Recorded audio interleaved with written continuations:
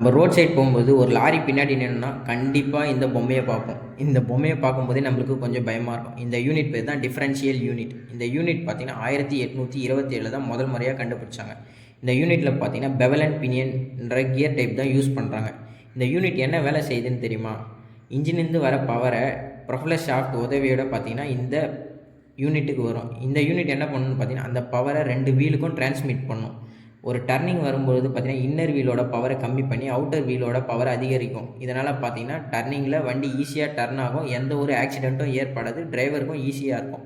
அதுவே இந்த யூனிட்டை நம்ம யூஸ் பண்ணலன்னு பார்த்தீங்கன்னா வண்டியோட டயரோட லைஃப் குறையும், அதிகமான ஆக்சிடெண்ட் ஏற்படும், நம்மளால் யூஸ் பண்ணுறதும் ரொம்ப கஷ்டமாக இருக்கும். அதனால தான் இந்த யூனிட்டை நம்ம அதிகமாக யூஸ் பண்ணுறோம். இந்த யூனிட்டோட பவர் டிரான்ஸ்மிட்டிங் ஆங்கிள்னு பார்த்தீங்கன்னா 90 டிகிரி ஆங்கிள் வரைக்கும் பவரை டிரான்ஸ்மிட் பண்ணும். இந்த யூனிட் இல்லாத எந்த ஒரு ஆட்டோமோட்டிவ் வெஹிக்கிளும் நம்மளால் பார்க்கவே முடியாது. எல்லா டைப் ஆஃப் ஆட்டோமோட்டிவ் வெஹிக்கிளும் இந்த யூனிட் அதிகமாக யூஸ் பண்ணுவாங்க.